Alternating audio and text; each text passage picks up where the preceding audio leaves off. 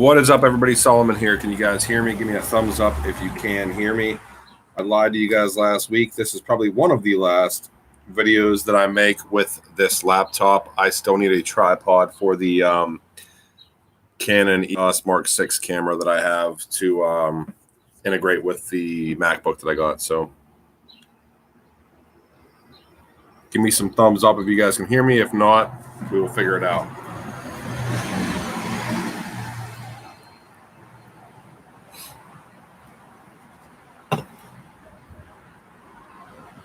Okay, so you guys can hear me great. All right, so I did want to do like a quick live stream today.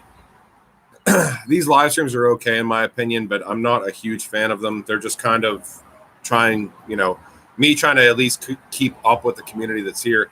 I'm much more comfortable doing videos that are solely based on research and compiling research and all of that. But my other laptop shit the bed. This is my work laptop. I try not to integrate too much stuff, especially like the OBS stuff that I was using previously into that laptop. But I kind of wanted to touch base briefly just on where I think we're at in the market right now. And for me, it's a very kind of touchy situation. I put out bearish tweets, but there is the bull case scenario as well.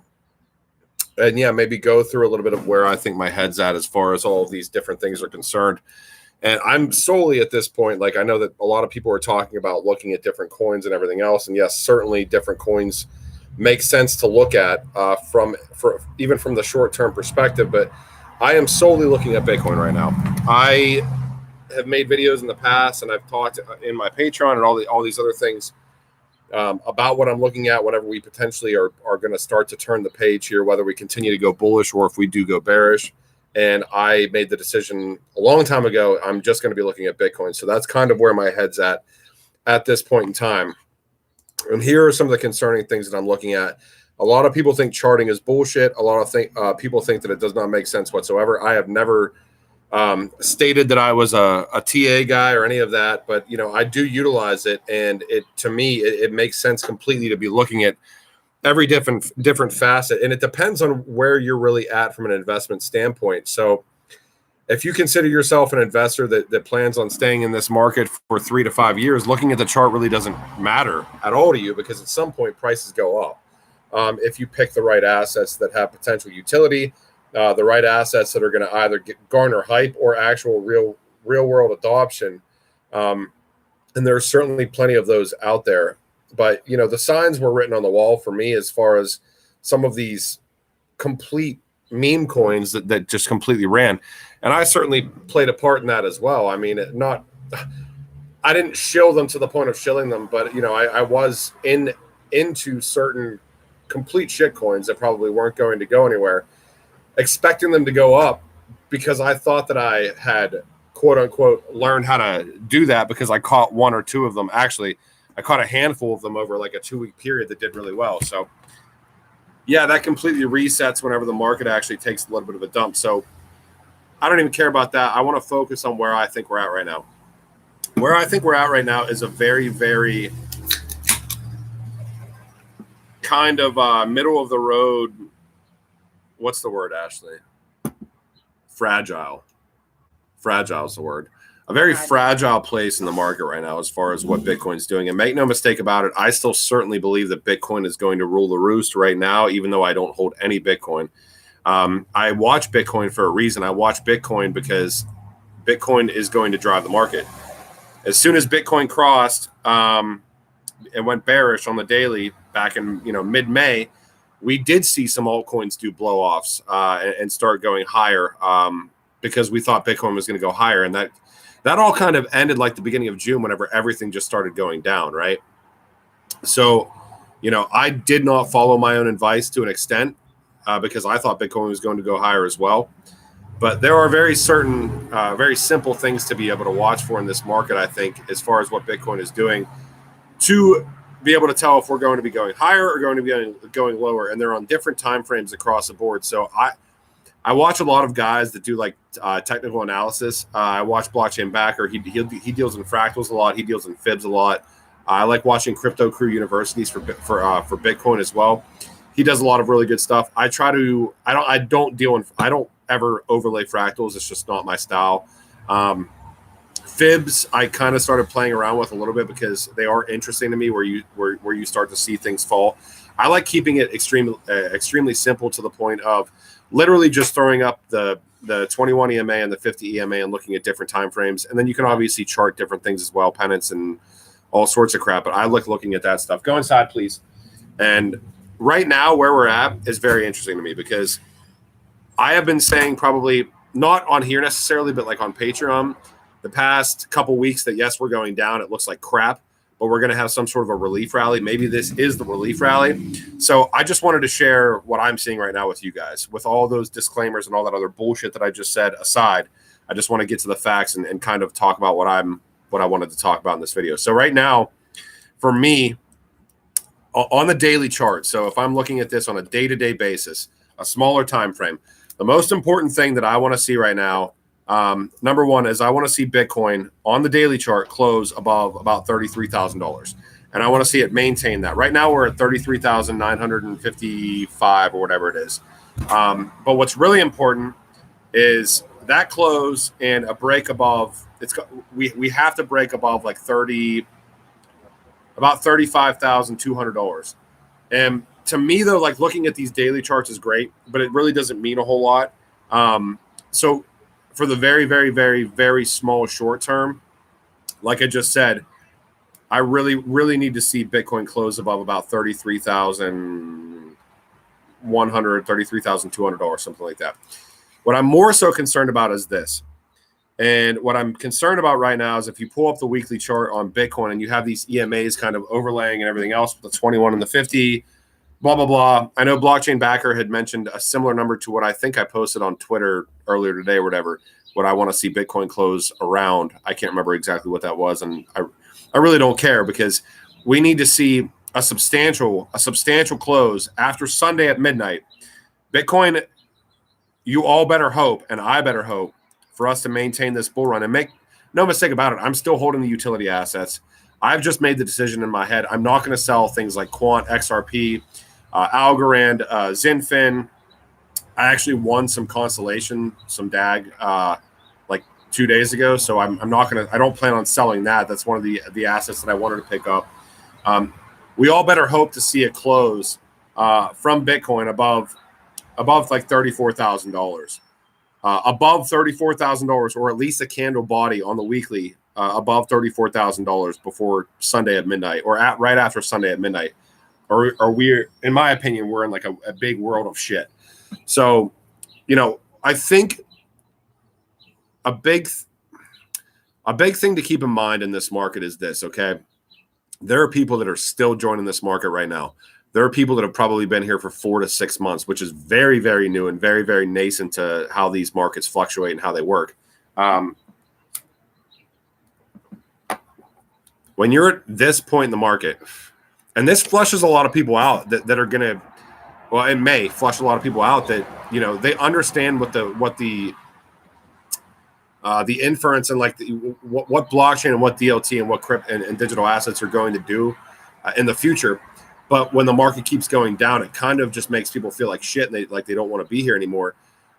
So what I would recommend is this, and this is not financial advice whatsoever, because we are at a crossroads right now, in my opinion. If anybody new is listening to this, if anybody has only been here for 6 months or 8 months or even a year at this point in time, because if you've been in here for a year at this point, you were probably just getting into crypto right near the end of consolidation when prices started to rise. So you aren't used to seeing what happens when prices can start to fall.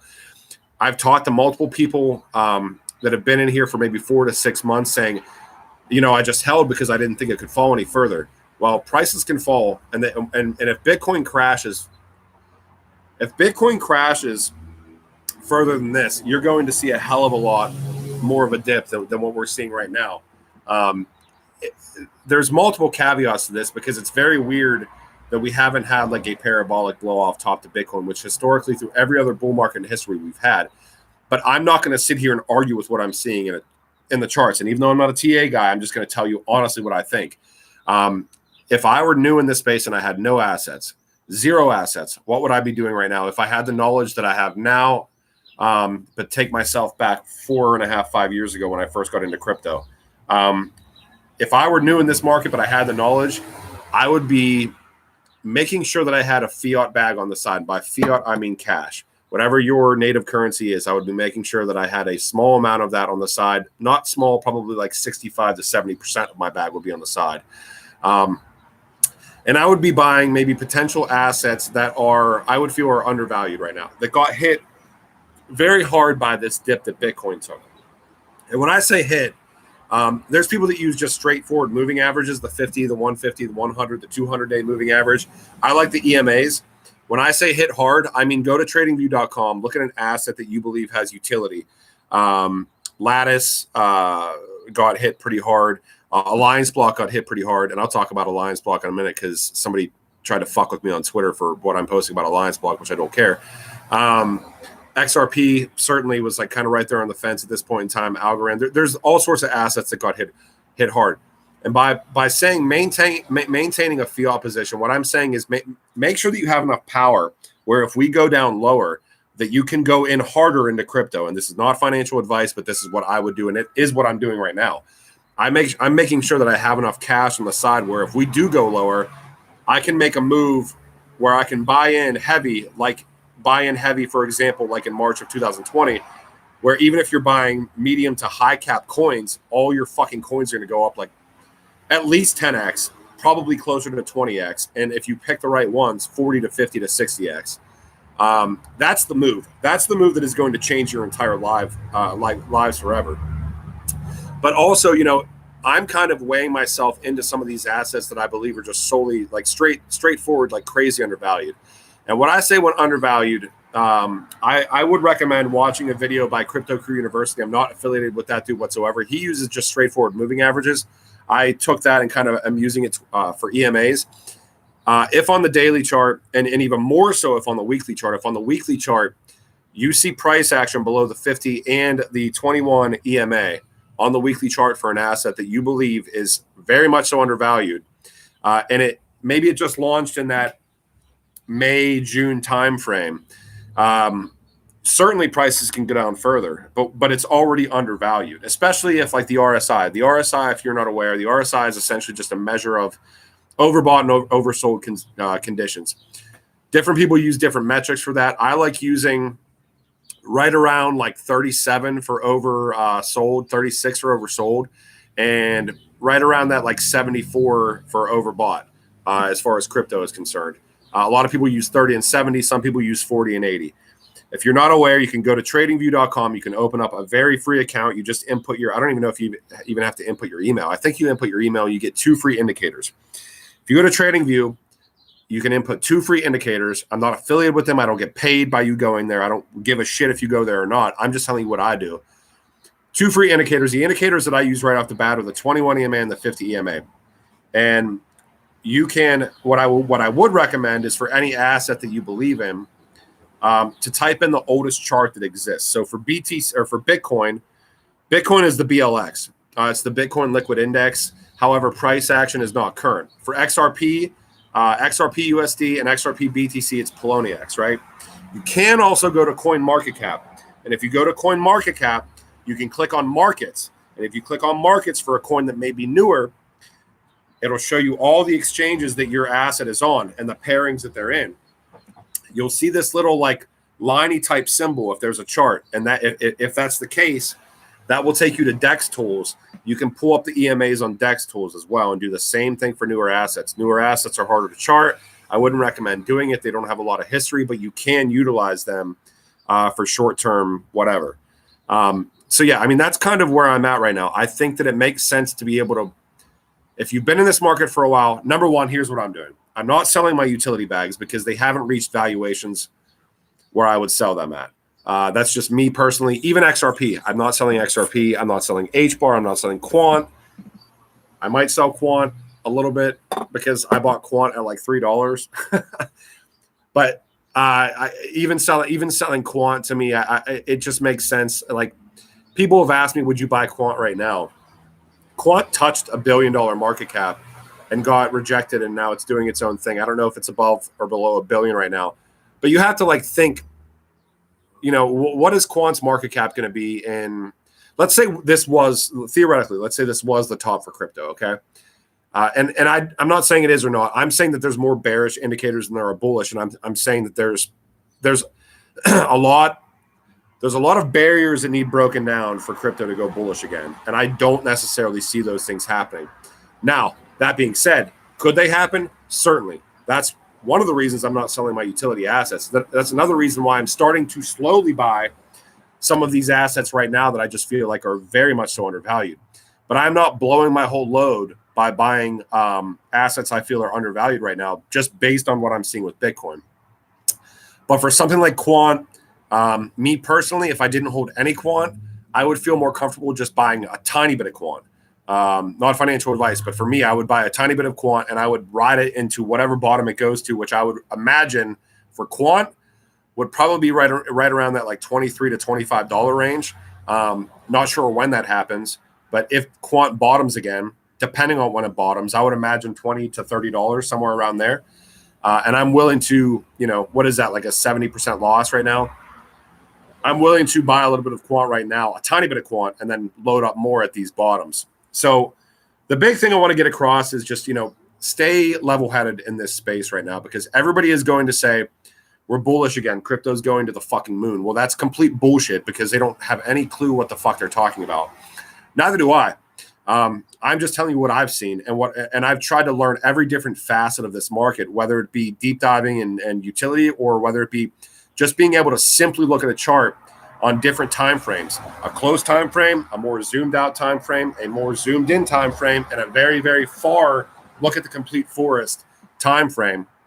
And I'm telling you what I'm seeing. What I'm personally doing, I sure as shit have enough fiat on the sidelines in case we go lower. And I would say my bags at this point in time are I want to have about 65 to 70% of a power position into fiat, just in case we get to that point where I have an opportunity of a lifetime where I don't even have to do anything. I don't have to worry about crypto. I don't even have to look at it. I just buy assets that I know are going to go up once we actually capitulate. And by capitulate, I mean everybody says, oh shit, crypto is dead, which will happen again. It's just a matter of time. And about 25 to 30 to maybe 35% is still in that, okay, I'm going to play with the market a little bit and buy these assets that I know are just extremely, in my opinion, undervalued. I bought Genesis Shards, which is just completely doing nothing right now, mainly based on who is surrounding it. Lattice, I bought, I think a week ago or whatever. I bought Lattice at like 65 cents, like a week and a half ago. Obviously tied in with DAG and Constellation. I bought Covalent, and I'm not advising you guys to buy any of these. And I wish I would have been able to buy more because there's more assets that are undervalued. Covalent, I bought Cellframe. And I think there's one more that I'm missing here, but it doesn't matter.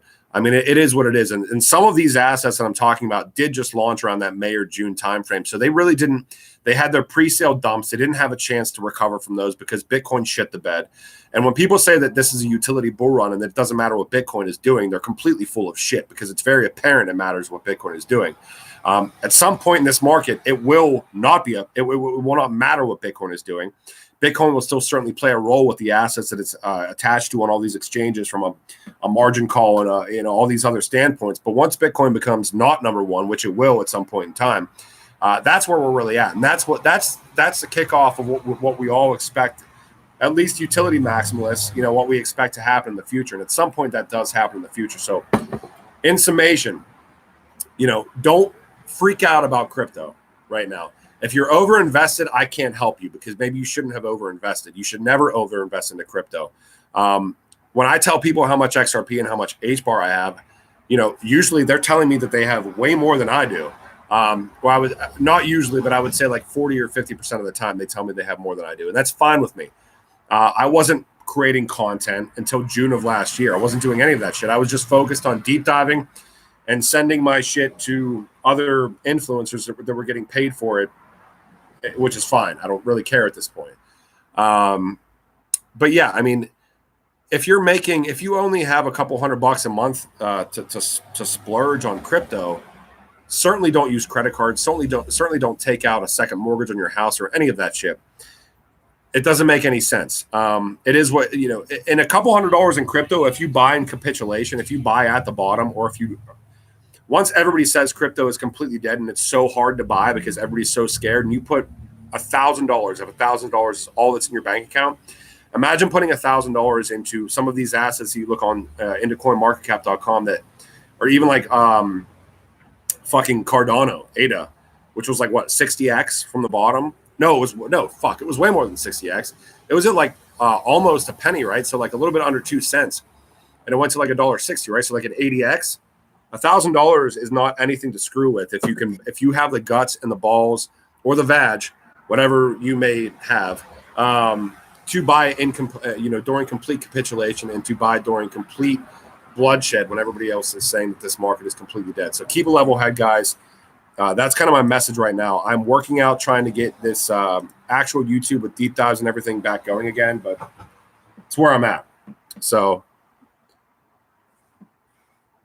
I will field a couple of questions, but I'm definitely going to be making some food here. I just wanted to bullshit with you guys for a couple minutes.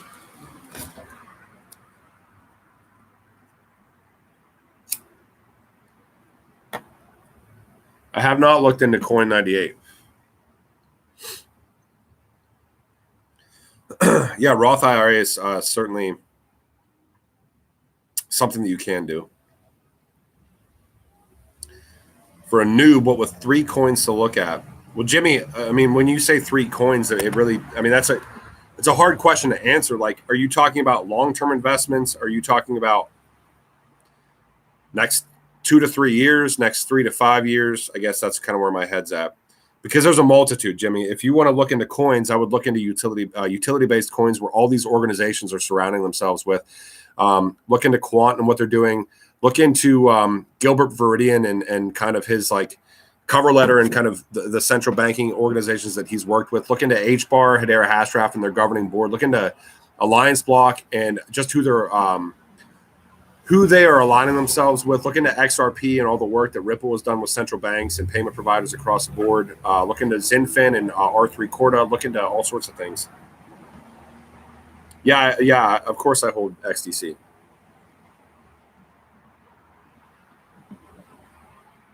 IrisNet with Blockchain Service Network. I have to look into that again. There's about a handful of assets that are integrated directly. I'm not affiliated with BlockFi, so I don't have anything to say about it. There's a bunch of assets that are integrated with BSN. Shit. I was just looking at a couple the other day too. I'll have to look into IrisNet. Yeah, so there was a dude that bitched to me about posting about Alliance Block at Resistance the other day. And, you know, to me, and for that, I would say Alliance Block isn't even a fucking $100 million market cap. So for me to continue to post about Alliance Block and who they're integrating and integrated already with, and some of the people that we don't even know who they're integrated with, I could give 2 shits less if somebody thinks that I'm quote unquote shilling an asset that hasn't even hit $100 million market cap. When not financial advice, because I have to do the disclaimer because people can't look for themselves. When I believe that Alliance Block at a $100 million market cap is a complete joke for what they're trying to do with data and everything else. So if you can't look at an asset and where it's at and, you know, where it could potentially be in comparison with shit coins and dog coins that have went to fucking multi-billion-dollar asset market caps, I don't know how to help you. So I don't give a shit if that guy is mad at me or not for posting about Alliance Block. It didn't even break $100 million market cap, and for me, that's a joke market cap for that coin. So yeah, AGI Singularity Net, in my opinion, is a big one too. It's one of those ones that I kind of regret not picking up.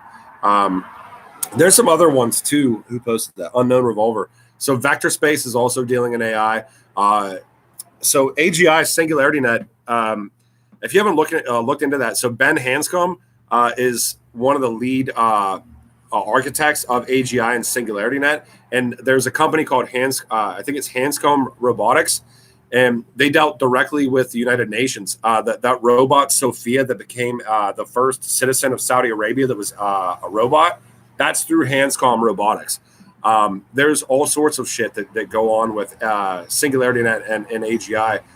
The UN, the Sustainable Development Program, and the educational programs are partnered with Singularity Net as well, if I'm not mistaken. So, and also Singularity Net was on Ethereum, I believe, at one point, and they just migrated over to Cardano, I think. So, yeah, really interesting.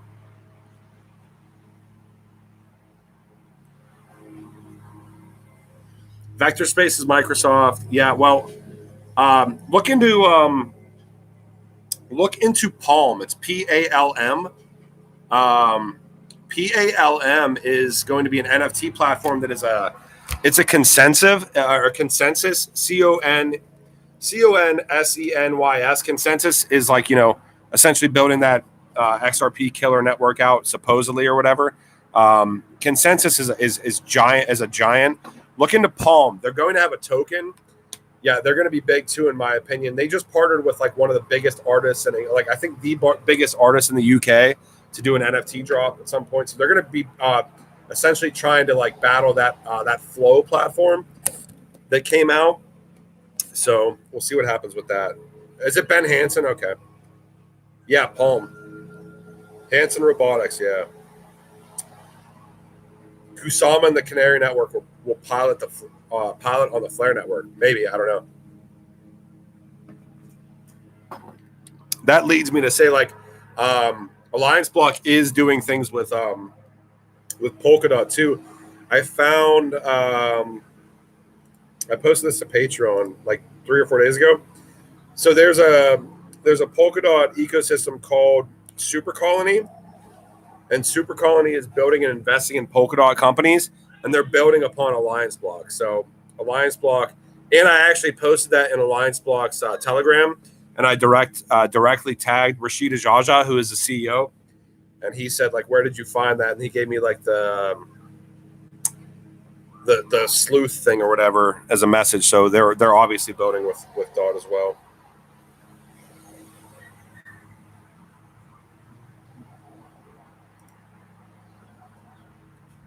So yeah, I'm not worried about a lot of people being on here. I just wanted to bullshit with you guys. So kind of tell you where I'm at. So I'm essentially trying to be in a cash, not necessarily cash, but in a power position where I can purchase back into digital assets that I believe would be life-changing digital assets to buy if we do completely capitulate.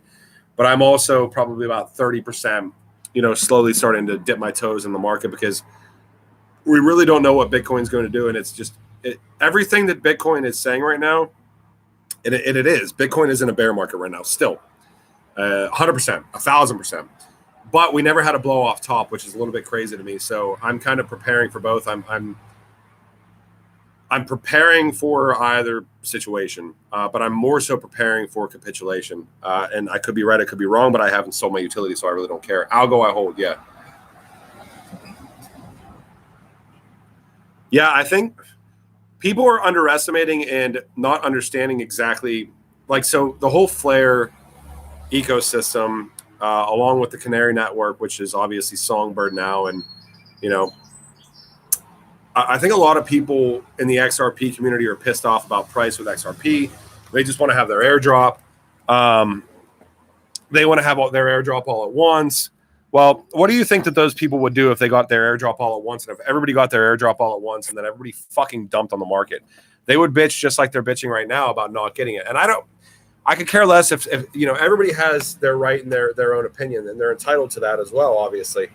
I just think from a long-term growth standpoint, it makes much more sense to me for the allocation.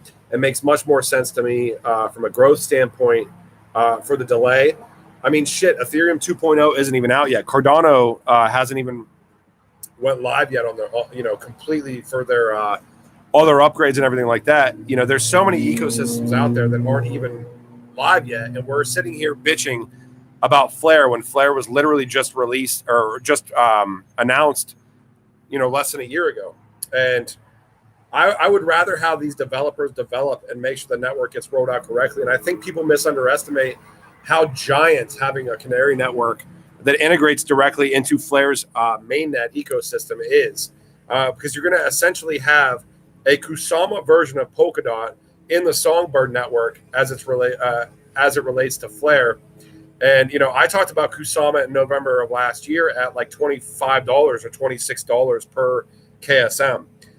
We're going to be having these same conversations with Songbird, and it allows some of these newer, maybe high liquidity, high market value assets that are just trying to innovate to be able to integrate with Flare networks initially right off the bat. So there's a little bit more, they're like these riskier, smaller based assets. It's essentially Ethereum 2.0 wrapped into the XRPL.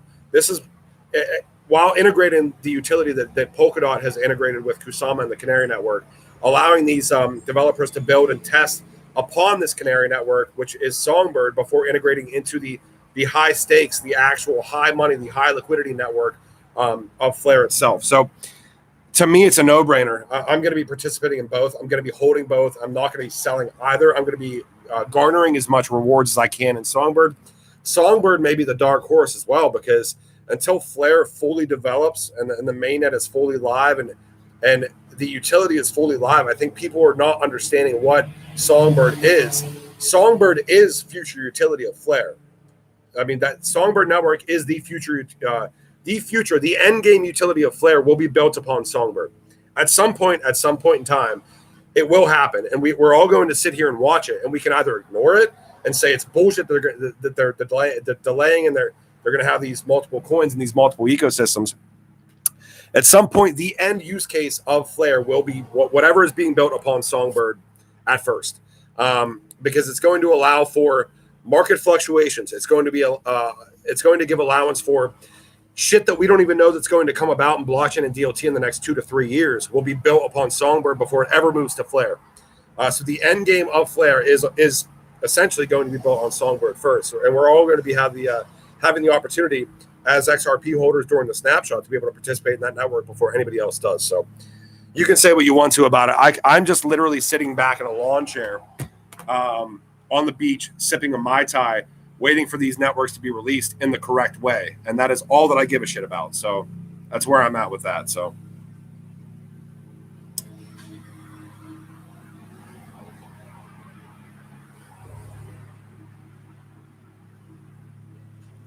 yeah, and we will certainly, this is certainly not the last airdrop, by the way. I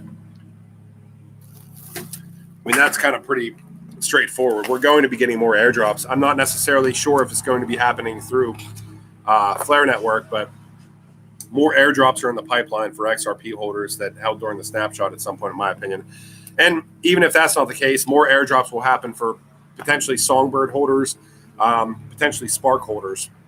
You better believe that that's going to happen at some point in time, because there's going to be offshoots of all sorts of different things that are going to be trying to build upon these ecosystems. Because we can sit here and bitch, we can sit here and complain and whine about how long it's taking. Well, it's not taking that long if you compare it to Ethereum or Cardano, first and foremost. And there's probably 50 to 60 other examples. What's going to happen is you're going to see real world utility with smart contract interaction and interfacing with the speed and the utility of something like the XRPL, with the Avalanche consensus and everything else being built into these ecosystems. So we're starting to see that slow migration away from Ethereum just because of the fact that it couldn't scale. And that's not to say that these assets that are migrating away still can't interface and interoperate with Ethereum, because I'm sure that they still want to, because the liquidity is still there for Ethereum. And that's the big kind of value proposition for Ethereum at this point in time, in my opinion. But you're going to see a migration into something like the XRPL and, the utility that the XRPL has through Flare. And that, the incentivization to just solely stick through Ethereum kind of goes away to an extent whenever you have a network that already has the liquidity there, but much more utility as well. So it's very interesting to see where that's going to go. No, XRP is not a stable coin.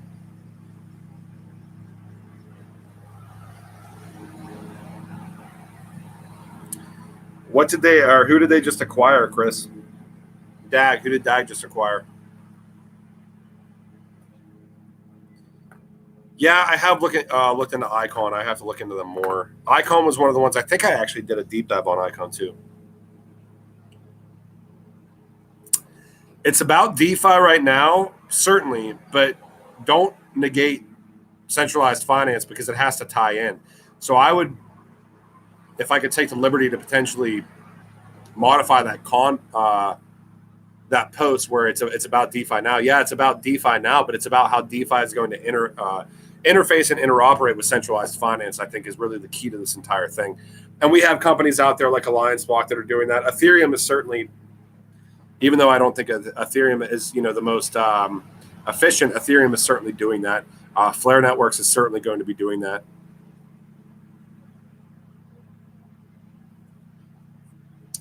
I'm interested to see who like the remaining like 20 Hedera Hashgraph governing board members are as well, because we know that Hedera's token service and everything that they're trying to do in DeFi is very interesting as well, in my opinion. So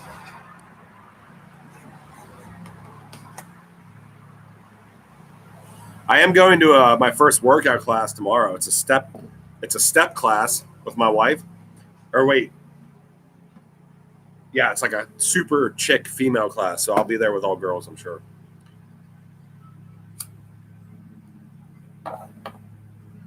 Tezos, I'm still holding. Price predictions after Ripple wins lawsuit. Not financial advice, $589 per XRP.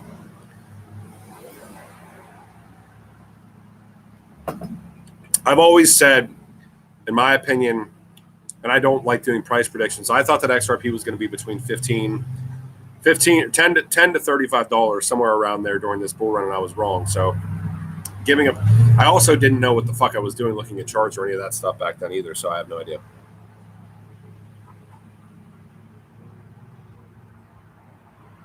Yeah, Simon, it will certainly be an interesting next week if Bitcoin doesn't close the weekly candle above $33,700,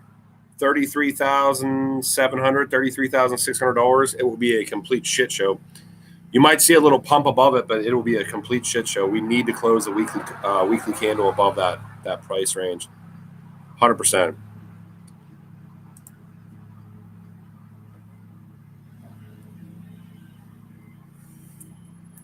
David never said $1 million per XRP, and we will never have $1 million XRP, by the way. David said it depends on how high you want to, or how big you want to dream. So, I'm not even going to really. Sam I Am is living in a van down by the river. Fuck, who cares? Sam's a great dude. I like Sam. Sam made videos from the Riddlers and all that shit at one point in time, and that was his move. I think that probably got a lot of people into the space. But the nice thing about Sam, for me at least, is that he adapted and he actually learned. He probably knows way more about the XRPL and RippleNet's capabilities than 99.9% of people in this space. He may make assumptions that at some point may come to fruition or not come to fruition about where it's going to go, but at least he has educated assumptions and he's not just sitting here saying bullshit. So I respect Sam very much so. I don't agree with everything that he believes in, but that is what it is.